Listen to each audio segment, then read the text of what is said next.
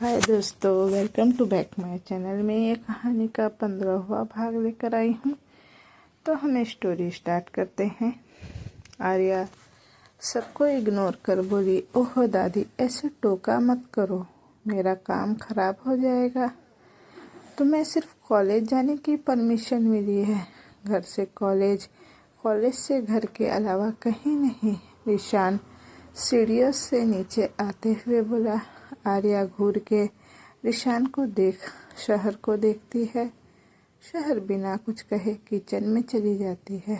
अबीर नाश्ता करते हुए बोला, इस घर में सबका अलग ही सीन चालू है, हम ही बेकार पड़े हुए हैं यहाँ। आर्या पैर पटक टेबल पे बैठते हुए बोली, ईशान की बीवी नाश्ता दो, मुझे कॉलेज जाना है।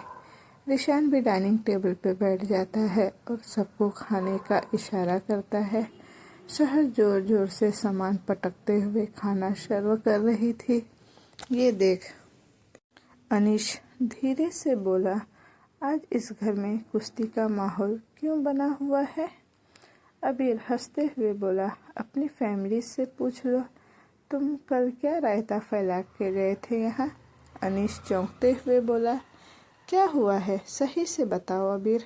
अबीर ने ईशान को देख अनीश को सारी बातें बताई। अनीश अपने सर पे हाथ मारते हुए बोला, अब ये औरतें क्या चाहती हैं हमसे? दादी, मुझे मेरे घर जाने से कोई रोक नहीं सकता, बता दीजिए अपने पोते से। शहर चेयर पे बैठते हुए बोली। अबीर शहर का ये रूप देख हल्का मुस्कुरा के बोला, यही तो हमारी शहर है जिसके आगे ईशान की कभी नहीं चलती। अनीस बोला, शहर तुम्हें रेस्ट की ज़रूरत है, ट्रैवलिंग तुम्हारे लिए ज़्यादा अच्छा नहीं है। शहर अनीस को घूरते हुए ईशान को पॉइंट कर बोला, अबीर मेरे इस दान प्राप्त भाई को कह दो कि अपनी चोंच बंद रखे, वरना। शहर की ऐसी बातें सुन आर्या और जोर से हंसने लगती है। आर्या अनीश को कोहनी मार बोली, अब चलोगे या और बेइज्जती कराने का इरादा है? अनीश बिना कुछ कहे आर्या के साथ निकल जाता है और शहर कमरे में जाने लगती है। ये देख ईशान ऊंची आवाज में बोला, नाश्ता करके जाओ, शहर दवा लेनी है तुम्हें। शहर पीछे मुड़कर देखी और बोली, मुझे मेरे घर जाने दोगे तो ही खाऊंगी, वरना। शहर के आगे कुछ कहने से पहले ही ईशान चेयर से बैठ उस पे लात मारते हुए बोला, वरना तुम्हें लगता है तुम मुझे झुका सकती हो? शहर नम आंखों से बोली, नहीं, तुम मुझे झुकाओगे, अच्छे से पता है। बोल शहर रोते हुए कमरे में चली जाती है। शहर के जाते ही अबीर ईशान से बोला, उसे उसकी असलियत नहीं पता है ईशान, वो अब जिद करेगी ही, तुझे कॉमली हैंडल करना होगा उसे। मुश्किल से उसे सब याद आने लगा है।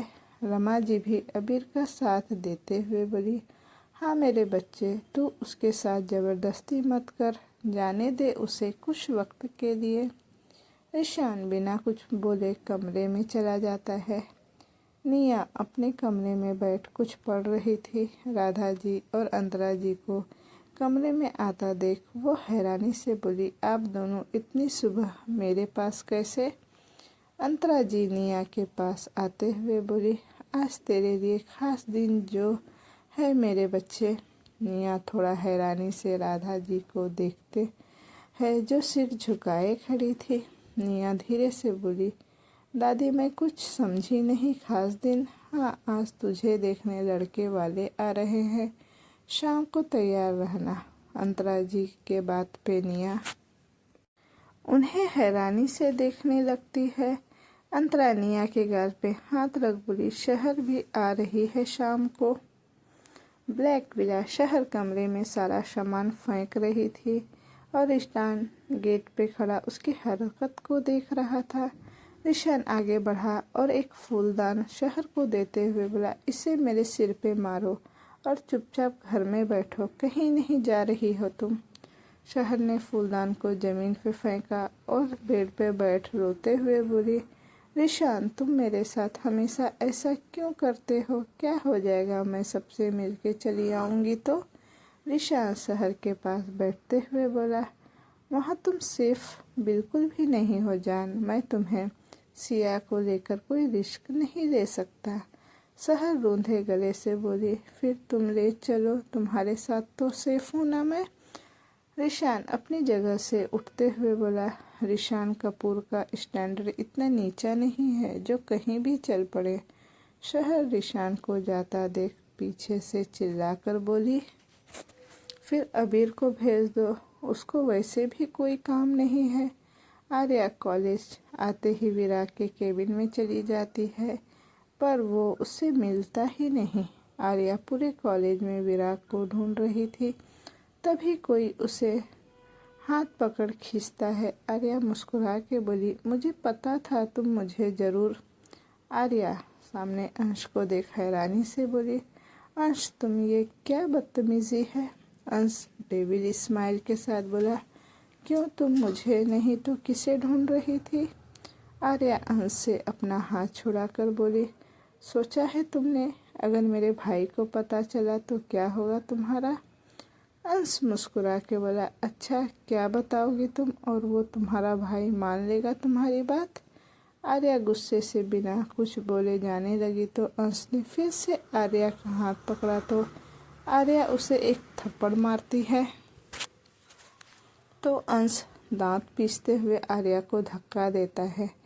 आर्या गिरती कि उससे पहले विराग के मजबूत हाथों ने उसी कमर से पकड़ संभाल लिया। विराग को देख आर्या के चेहरे पे बड़ी सी स्माइल आ जाती है। विराग आर्या को ठीक से खड़ा कर बोला, तुम्हें मैंने इससे दूर रहने को कहा था ना? आर्या मुस्कुरा के बोली, और तुम्हें किसने कहा मुझसे दूर रहने के लिए? अंश आर्या को बाजू से पकड़ खींचते हुए बोला, तुम मेरे अलावा किसी की नहीं हो सकती। विराग ने अपनी मुट्ठी कसी और आर्या को अपने सीने से लगाकर बोला, क्लास में जाओ, हम बाद में मिलते हैं। आर्या कुछ कहने को हुई तो विराग के गुस्से से उसे देखते ही वो सिर झुका के चली गई। आर्या के जाते ही विराग अंश को कॉलर से पकड़ बोला, मेरी चीज को हाथ लगाने का खामियाजा अब तुम जरूर भुगतोगे।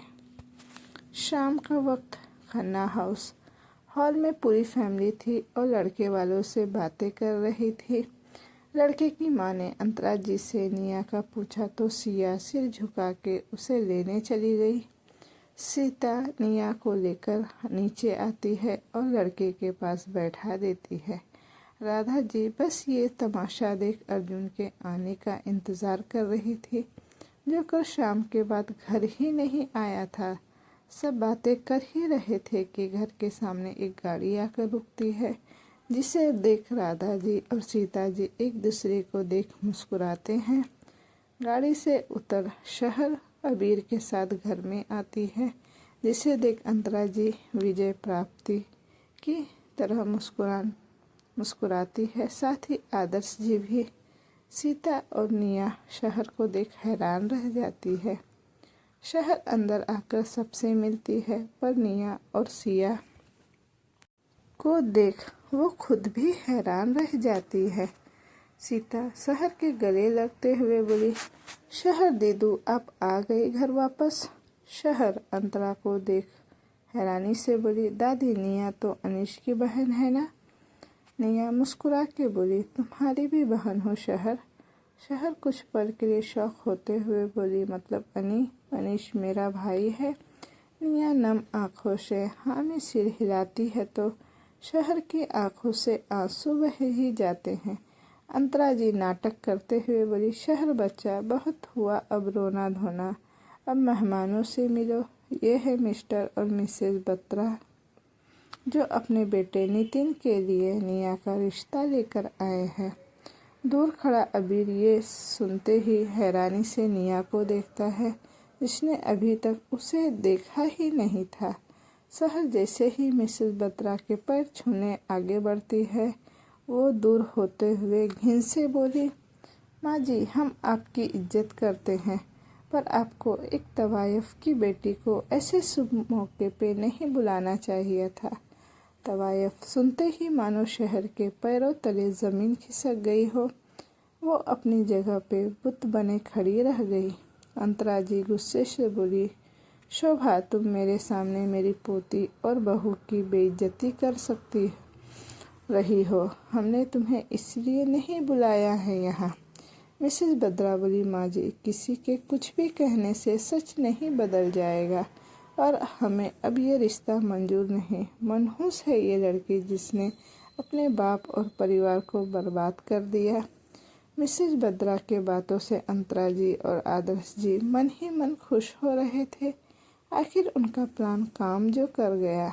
उनकी खुशी ज़्यादा देर टिक नहीं पाई, क्योंकि अर्जुन ताली बजाते हुए अंदर आते हुए बोला, दादी, इस उम्र में आप इतने अच्छे से प्लान कैसे बना लेती हैं? आदर्श जी गुस्से से गुर्राते हुए बोले, अर्जुन, जुबान काट कर रख दूंगा तुम्हारी, संभाल के बोलो।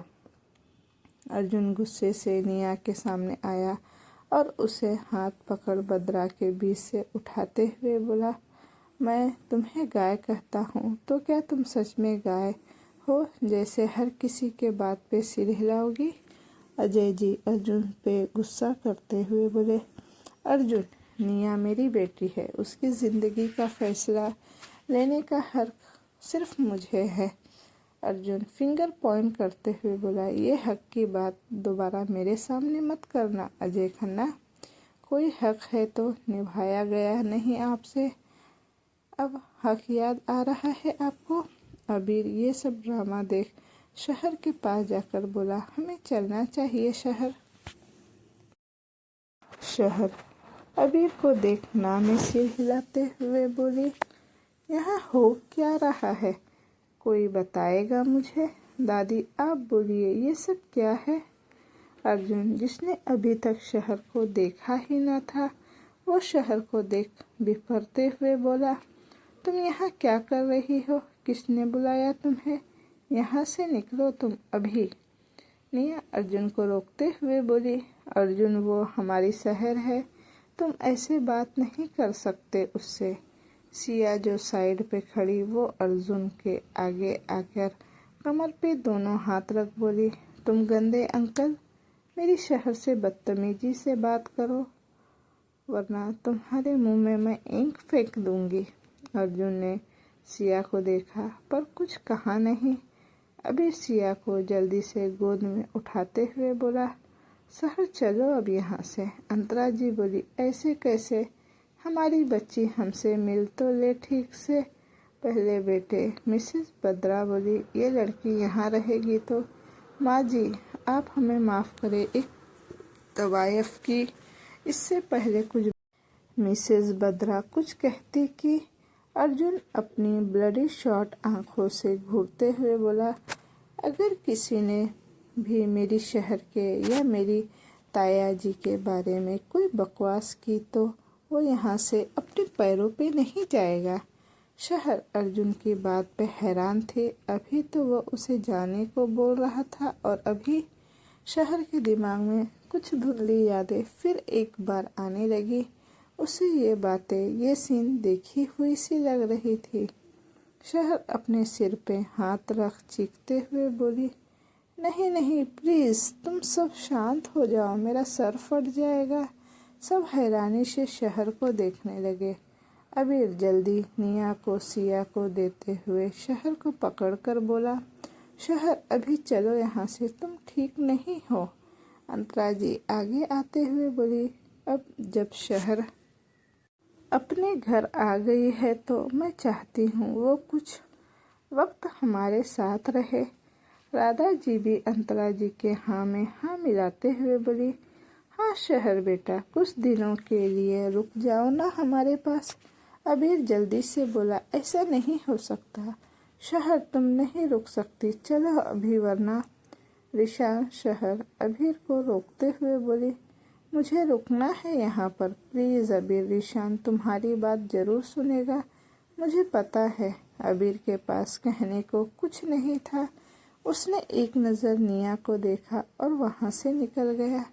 शाम का वक्त, ब्लैक विला। रिशान अपने स्टडी में हाथ में वाइन लिए बैठा पी रहा था। अबीर इधर से उधर चक्कर काटते हुए बोला, यार तू इतना रिलैक्स कैसे हो सकता है? मुझे शहर और सिया की फिक्र हो रही है। रिशान उंगली में पकड़े सिगरेट को होठों में रख धुआं छोड़ते हुए बोला। रिशान फिक्र नहीं करता, लोगों की फिक्र बढ़ाता है वो।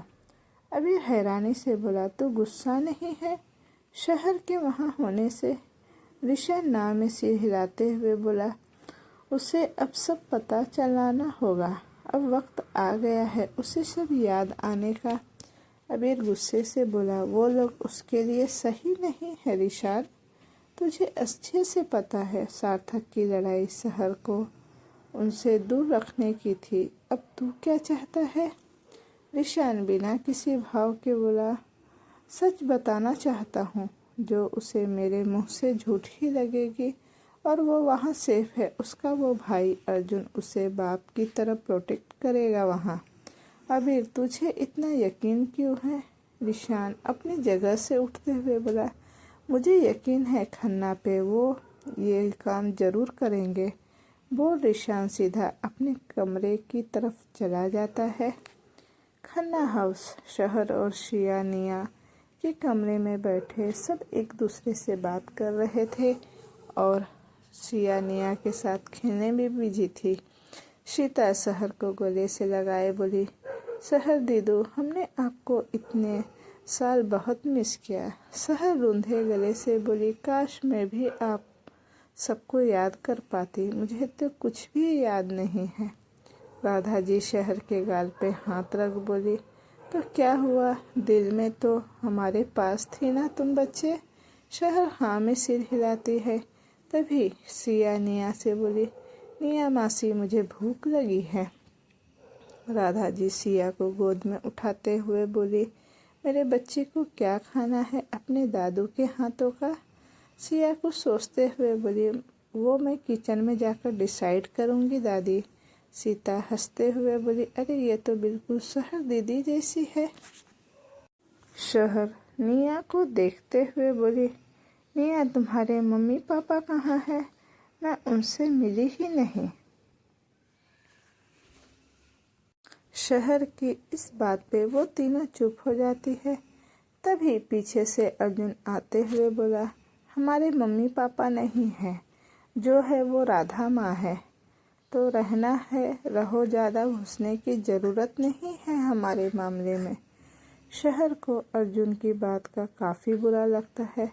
वो चुप हो जाती है। तभी सिया कूदते हुए बोली, अर्जुन ये भी हमारा ही घर है, तुम चुप रहो। अर्जुन आंखें छोटी कर बोला, 2 फुट की बच्ची बातें देखो जरा इसकी।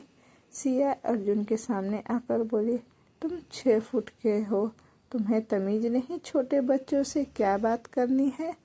निया और सीता सिया की बात पे जोर जोर से हंसने लगे। ये देख अर्जुन गुर्राते हुए सीता से बोला, मुझे चार्जर नहीं मिल रहा है, मेरे कमरे में आओ। सीता मुंह बना सबको देखते हुए जाने लगती है। ये देख शहर बोली, दोनों में काफ़ी प्यार है लगता है। निया हाँ में सिर हिलाते बोली, हाँ बहुत। इधर अर्जुन काउच पे बैठा था और सीता चार्जर ढूंढ के उसके सामने देते हुए बोली, आपको शायद ठीक से दिखना भी बंद हो गया है, सामने रखी चीज़ें भी नहीं मिलती आपको। अर्जुन सीता की कलाई को पकड़ते हुए बोला, हाँ मिली ना जो चाहिए थी। सीता आंख फाड़े अर्जुन को देखने लगती है। सीता का चेहरा शर्म से लाल पड़ जाता है, उससे आगे कुछ बोला ही नहीं जाता। अर्जुन अपनी जगह से उठ सीता को अपने पास खींचते हुए बोला, शर्मा क्यों रही हो? अर्जुन ही हूँ तुम्हारा। अर्जुन धीरे से सीता के चिन को उंगली से ऊपर कर बोला, क्यों अच्छा नहीं लग रहा तुम्हें ये अर्जुन? सीता को कुछ समझ ही नहीं आया कि वो क्या बोले और क्या करे। उसने अर्जुन को धक्का दिया और कमरे से बाहर भागते हुए बोली, आप बहुत अजीब हो गए हो अर्जुन जी। अर्जुन बस अपनी जगह पे खड़ा हो मुस्कुराने लगा। अगली सुबह आर्या कॉलेज के कैंटीन में बैठी नाश्ता ठूस रही थी और विराग हाथ बांधे उसके पास बैठा उसे देख रहा था। आर्या आज घर पे बहाना बनाकर जल्दी आ गई थी क्योंकि उसे विराग से मिलना था और कॉलेज में भी कोई काम नहीं था। इतनी सुबह आर्या खाते हुए बोली, पहले ठूस लूँ फिर तुमसे बात करती हूँ। विराग धीरे से बिना किसी भाव के बोला, क्या बात करोगी तुम मुझसे? आर्या जूस पीकर ग्लास को जोर से पटकते हुए बोली, तुम इतने दिन से कहाँ थे और कोई फ़ोन भी नहीं किया, ऐसा क्यों? विराग आर्या को घूरते हुए बोला, क्या तुम्हें मैं पसंद नहीं हूँ? आज़ादी चाहिए थी ना तुम्हें मुझसे? आर्या हैरानी से विराग को देखते हुए बोली, तुम तो मेरे बॉयफ्रेंड हो ना? विराग हाँ में सिर हिलाते हुए बोला, अब तुम्हें मैं जाने देता हूँ, सोच लो। आर्या आंखें छोटी कर विराग के ऊपर चढ़ते हुए बोली, नहीं चाहिए अब मुझे आज़ादी, अब सिर्फ मुझे तुम चाहिए, समझे? बोल। आर्या ने विराग को देखते हुए अचानक से उसके होठों पे अपने होठ रख दिए। विराग आर्या के इस हरकत पे बिल्कुल हैरान रह गया, पर अगले ही पल उसने आर्या को कमर से पकड़ा तो आर्या उससे दूर हो गई।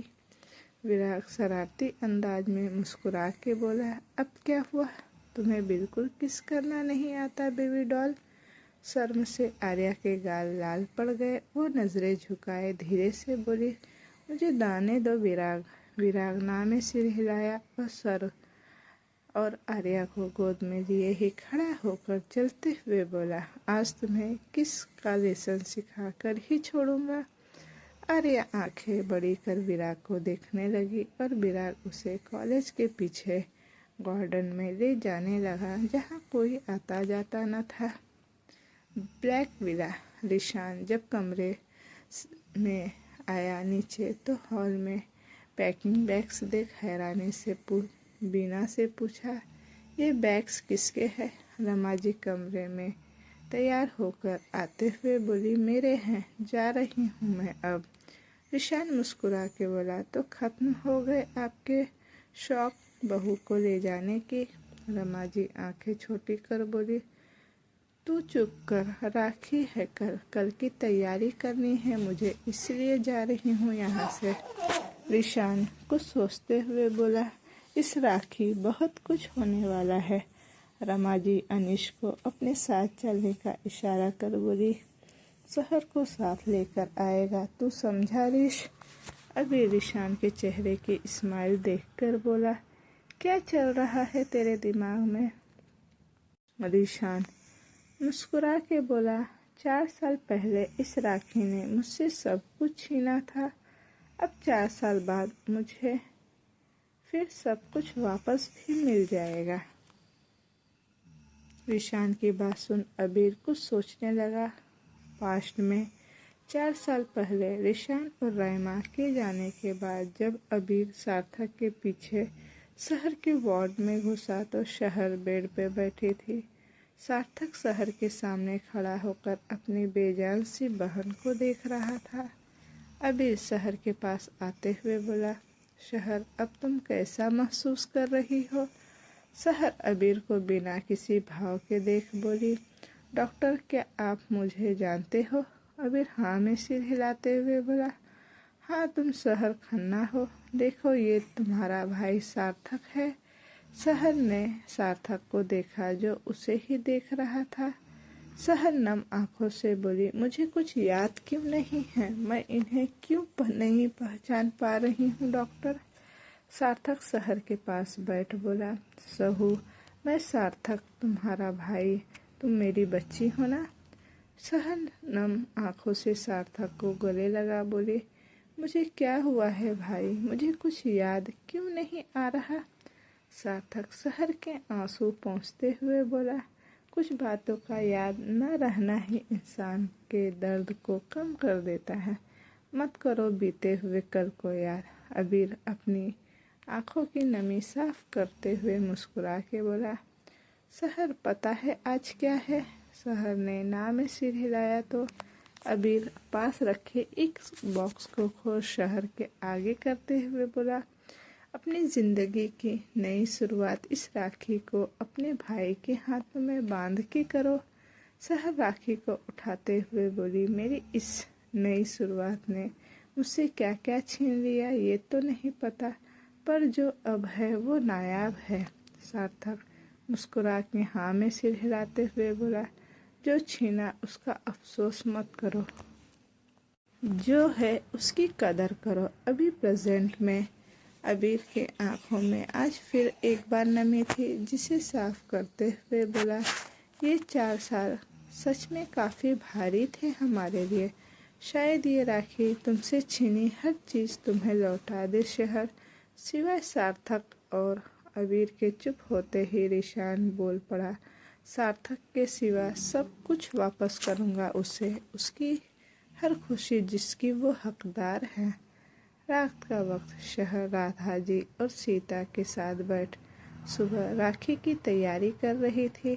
शहर आज बहुत खुश थी। सिया दौड़ते हुए आई और शहर के पीछे छुपते हुए बोली, बूजी मुझे बचाओ, वो रक्षक मुझे किडनैप कर लेगा। शहर हैरानी से सिया को देखते हुए बोली, कौन राक्षस मेरा बच्चा? अर्जुन दौड़ते हुए सिया के पीछे आते हुए बोला, इस बच्ची को निकालो यहाँ से। राधा जी अर्जुन को गुस्से से देखते हुए बोली, अर्जुन ये क्या तरीका है अपनी भतीजी से बात करने का? अर्जुन गुस्से से सिया को घूरते हुए बोला, ये बच्ची नहीं है राधा माँ, शैतान की नानी है।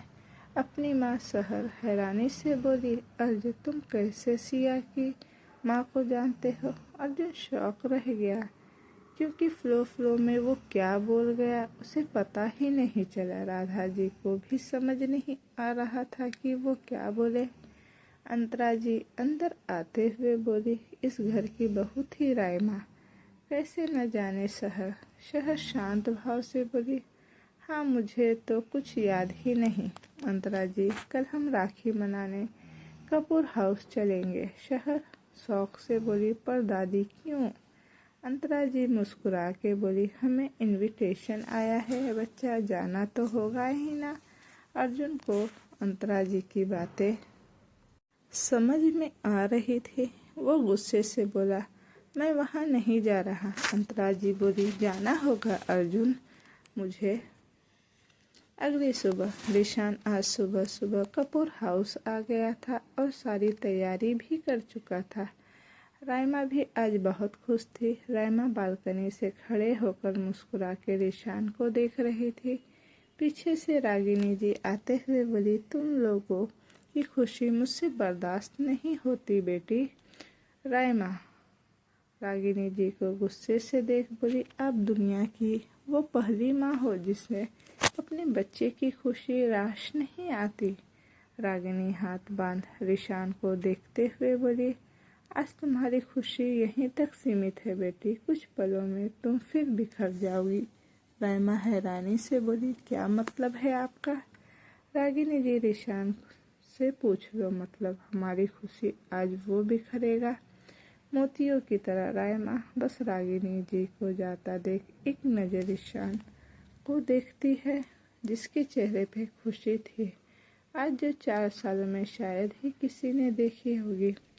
रायमा गहरी सांस लेकर तैयार होने जाती है, फिर वो रिशान के पास चली जाती है। नीचे गार्डन में रिशान कॉल पे बात कर रहा था। रमा जी पीछे से उसे आवाज़ देते हुए गुस्से से बोली, तेरी हिम्मत कैसे हुई यहाँ अकेले आने की? मेरी बहू को छोड़ के क्यों आ गए तुम? रिशान रमा जी को देख बिना किसी भाव के बोला, वो आ रही होगी दादी, रिलैक्स। रायमा को बुलाओ आप। रायमा पीछे से आते हुए बोली, मैं तो आ गई हूँ, पर कौन बहू दादी जी?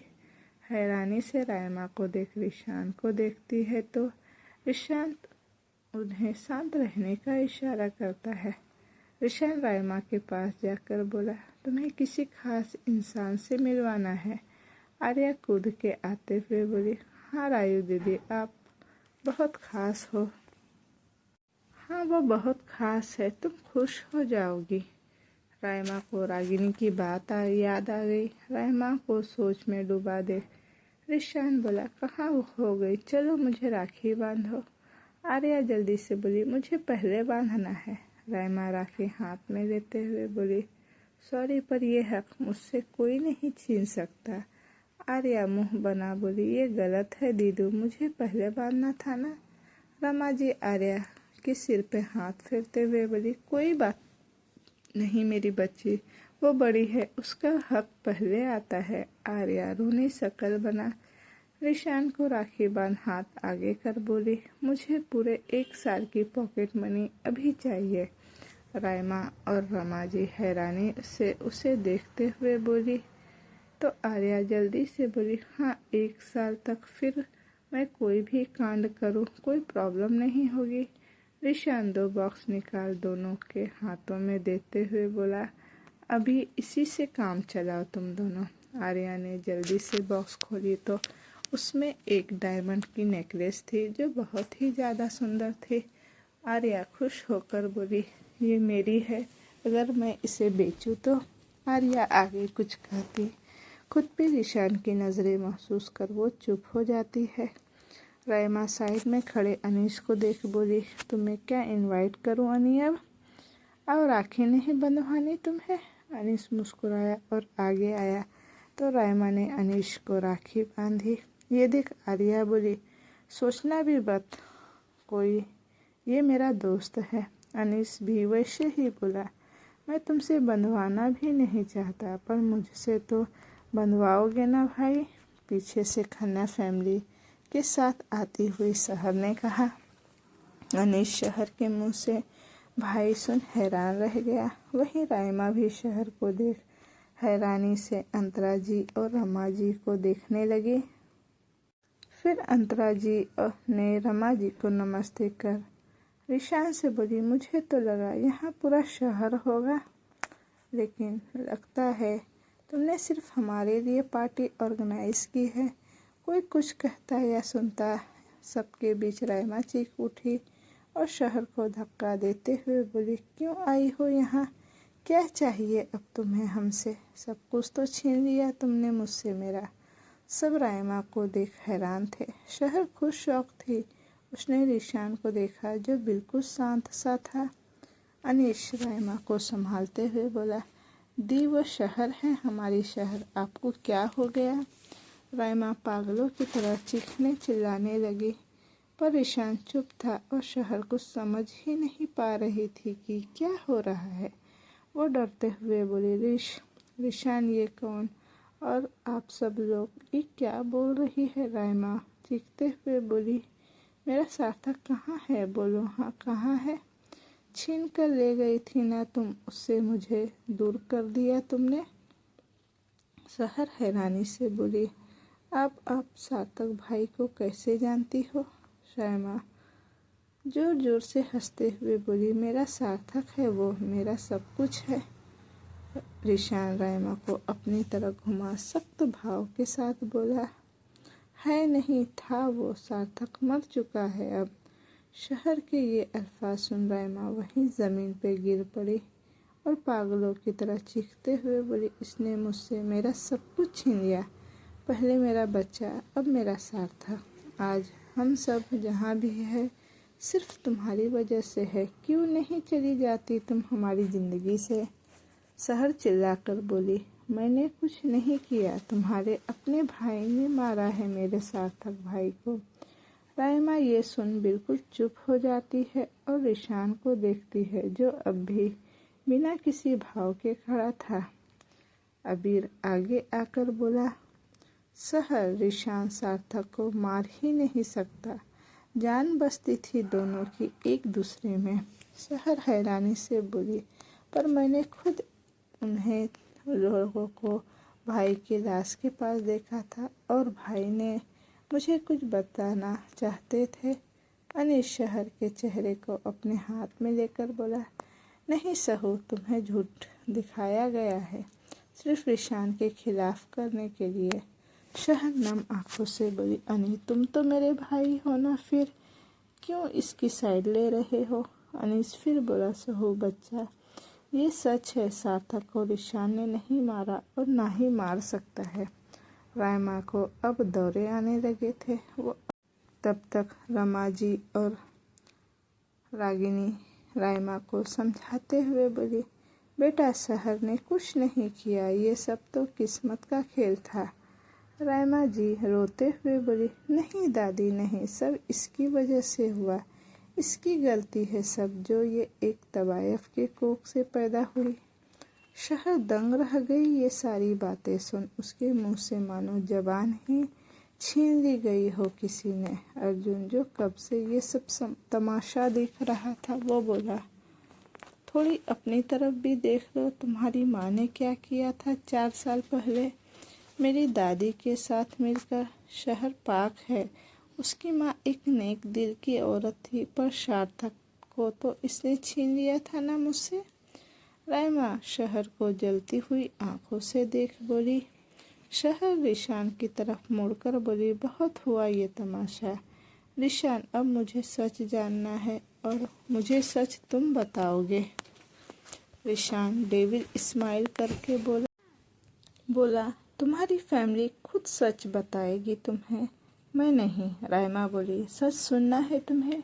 सच तो सुनो, तुम एक तवायफ की बेटी थी, जिसकी वजह से कई जिंदगियां बर्बाद हो गई। पहले अपने बाप को खा गई, फिर मेरे बच्चे को। शहर नम आंखों से बोली, अनी तुम तो मेरे भाई हो ना, फिर क्यों इसकी साइड ले रहे हो? अनीस फिर बोला, साहू बच्चा ये सच कह रहे हैं, सार्थक को रिशान ने नहीं मारा और ना ही मार सकता है। रायमा को फिर से दौरे आने लगे।